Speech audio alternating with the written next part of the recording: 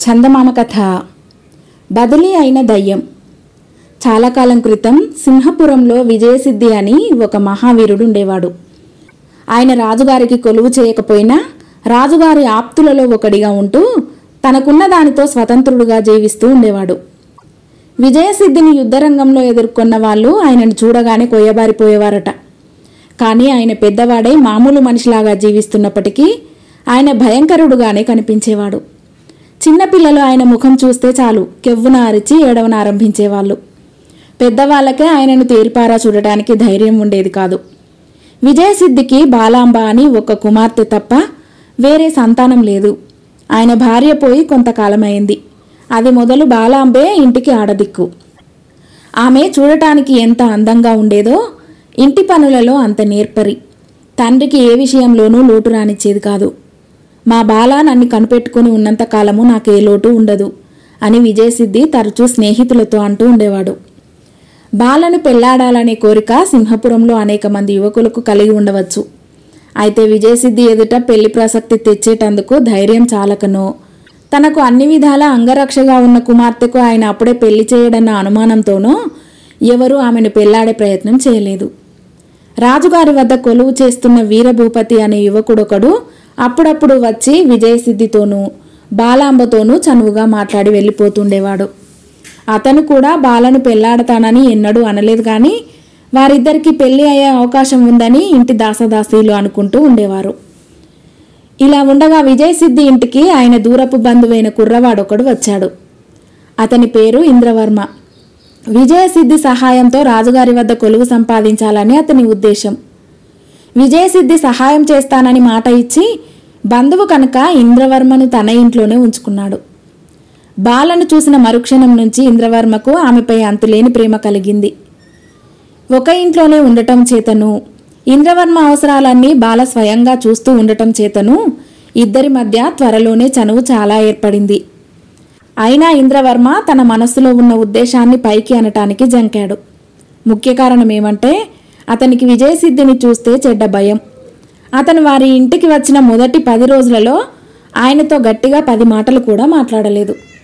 ఇంకొక కారణం ఏమంటే బాలకు తన పైన ప్రేమ ఉన్నది లేనిది అతనికి తెలియదు.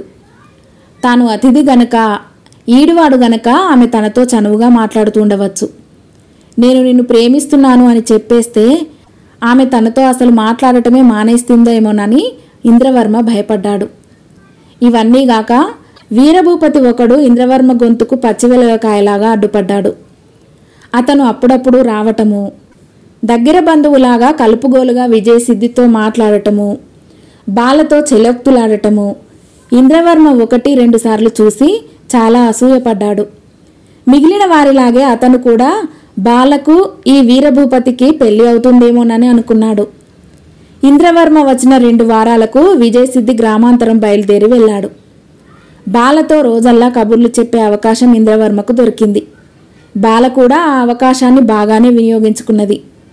ఆమె ఏ పని చేస్తున్నా ఇంద్రవర్మ కూడా తిరిగి ఏవేవో కబుర్లు చెప్పాడు. సాయంకాలం మల్లెతోటలో ఇద్దరు విహరించారు. ఆ రాత్రి భోజనాలయ్యాక ఇంటి ముందు మాలతి పందిరి కింద వెన్నెల్లో కూర్చొని రాత్రి చాలా పొద్దుపోయిన దాకా ఇద్దరూ కబుర్లు చెప్పుకున్నారు. తర్వాత ఎవరి దారిన వారు పడుకోవటానికి తమ గదులకు వెళ్ళిపోయారు. నేను నిన్ను ఎంతో ప్రేమిస్తున్నాను, నన్ను పెళ్లాడతావా అని బాలను అడగటానికి ఇంద్రవర్మకు ఇంత మంచి అవకాశం మళ్ళీ దొరకదు.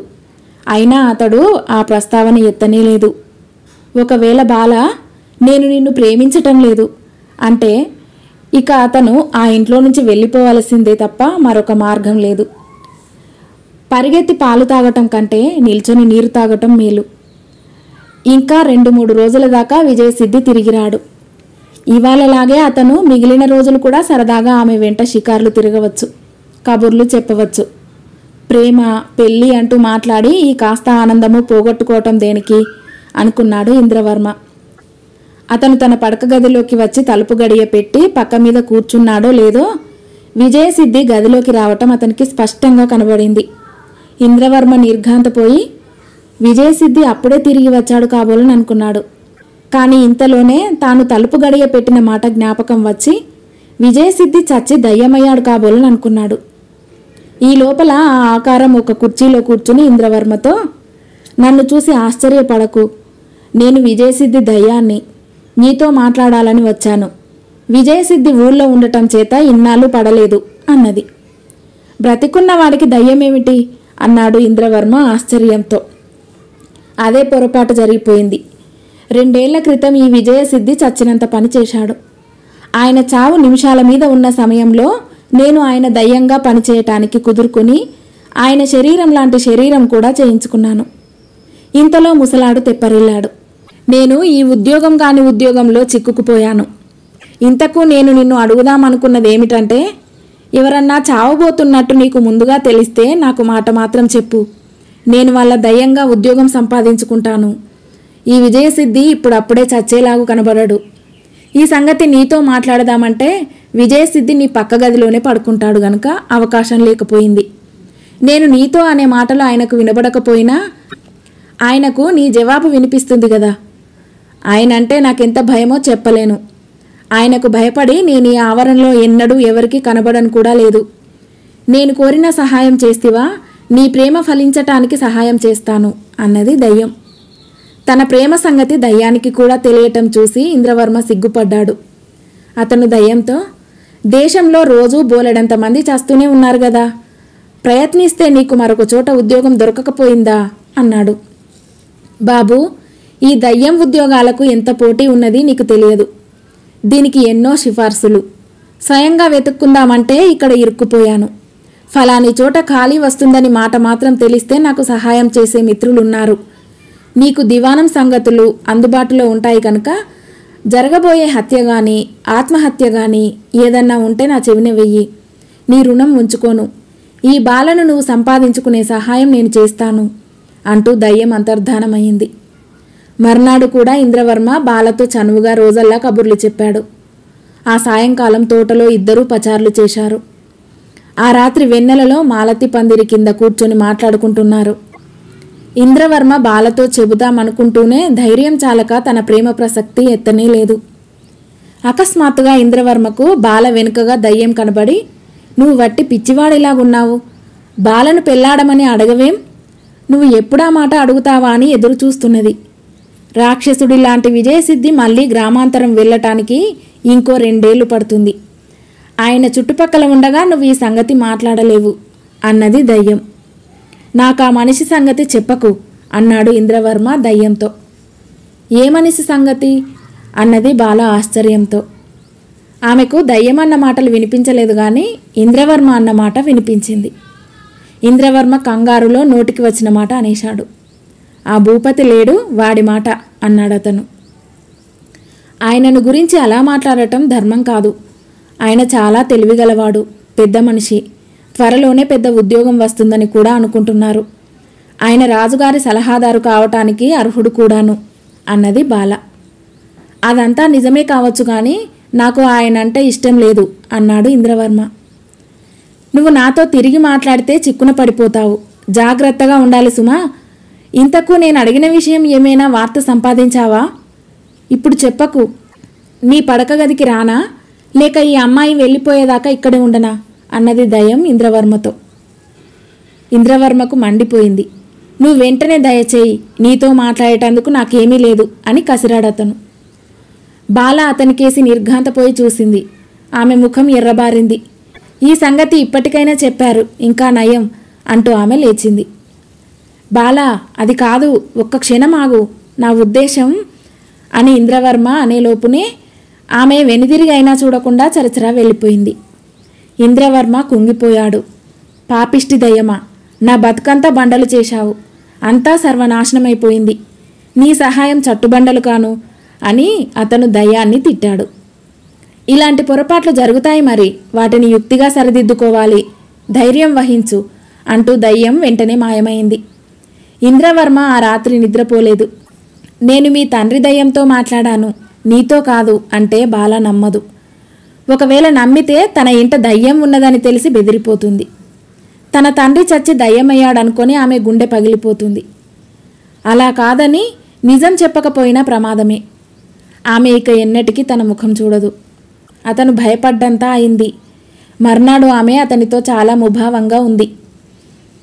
అతను ఆమెతో మాట్లాడదామన్నా ఆమె అవకాశం చిక్కనివ్వలేదు. ఆ రాత్రి ఆమె మాలతి పందిరి కింద కూర్చొని ఉన్నప్పుడు ఇంద్రవర్మ వెళ్ళి సమీపంగా కూర్చొని, బాలా, నన్ను అపార్థం చేసుకున్నావు, నా మీద నిష్కారణంగా అలిగావు అన్నాడు. నిన్న రాత్రి మీరన్నమాట చాలా క్రూరంగా లేదా అన్నది బాల. నేను నీతో క్రూరంగా మాట్లాడగలనా? నా మనసు విప్పి చెబితే నువ్వు అలా ఒక్క నాటికి అనుకోవు. ఒక్క అవాంతరం ఉండటం చేత నా మనసు విప్పి చెప్పలేకుండా ఉన్నాను అన్నాడు ఇంద్రవర్మ. బాల అతనికేసి చూసి, ఎవరా అవాంతరం?